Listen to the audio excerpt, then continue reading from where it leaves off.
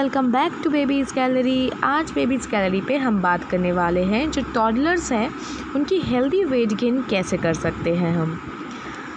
Motherhood की सबसे बड़ी जो टास्क है वो ये है कि हम अपने बच्चे को डेली बेसिस में जो खाना दे रहे हैं उनके ज़रिए उनको जो न्यूट्रिशंस चाहिए होता है वो पूरा हो रहा है या नहीं।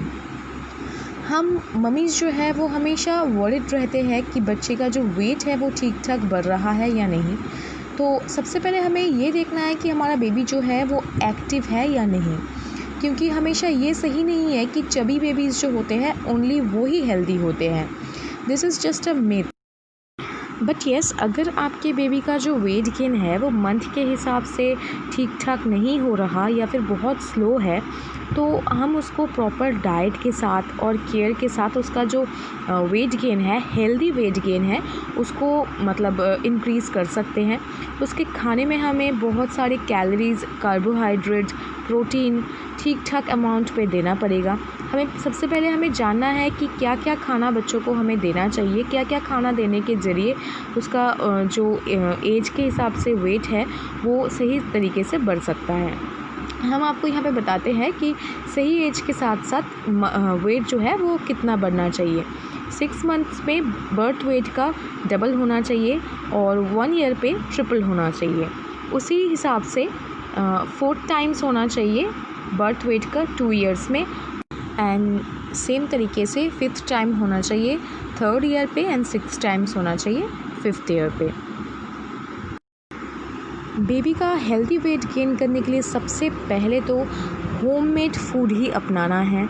जो पैकेज फूड होते हैं वो अवॉइड करना है, क्योंकि होममेड फूड से ही सही तरीके से बेबीज़ को न्यूट्रिएंट्स पहुंचता है। अब हम आपको बताते हैं कि बच्चों के डेली डाइट में क्या क्या हम ऐड कर सकते हैं हेल्दी वेट गेन करने के लिए। तो सबसे पहले हम बोलते हैं वेजिस में potatoes, sweet potatoes, pumpkin, beetroot, green peas and corn. ये जो चीज़ है ये सबसे ज़्यादा वेट गेन के लिए हेल्प करता है बेबीज़ को, और खाने में भी टेस्टी होता है। Potato, sweet potato, pumpkin and beetroot, green peas और कॉर्न में बहुत सारे carbohydrates, protein, fat, iron and vitamins होते हैं।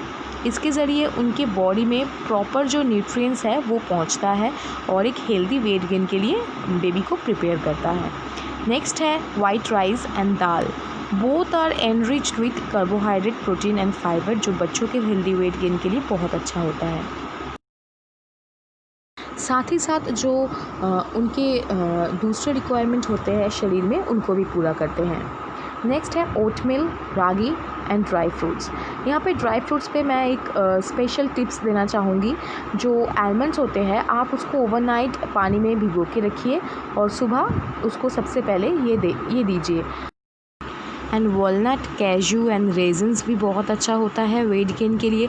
आप डेट्स भी दे सकते हैं बच्चों को, क्योंकि उसमें बहुत सारा जो कैलोरीज़ होती है एंड कार्बोहाइड्रेट्स होते हैं और आयरन भी बहुत होते हैं उसमें, तो आयरन की कमी भी बच्चों को नहीं होती है उससे। और हम दे सकते हैं जो फ्रूट्स बच्चों को वो है बनाना, चीकू, मैंगो, पेयर एंड एवोकाडो। ये जो फ्रूट्स है इसमें carbohydrate, fat, fibre, iron, vitamins बहुत ही ज़्यादा क्वांटिटी में होती है, जिससे बच्चों का जो हेल्दी वेट गेन है उसमें आसानी होती है। और टॉडलर्स के जो डेली डाइट होते हैं उन पर ज़रूर इंक्लूड करना चाहिए high protein nonveg like chicken, egg and fish. 1 से 2 साल के बीच में बच्चों को होल मिल्क जो है वो ऑफ़र कर देना चाहिए, ताकि उनका जो हेल्दी वेट गेन है वो और भी फास्ट हो सके। बट 1 साल से पहले बिल्कुल ही होल मिल्क नहीं देना है। और बच्चों के डेली डाइट में होममेड पनीर, घी, छेना, बटर इंक्लूड करना बहुत ज़रूरी होता है।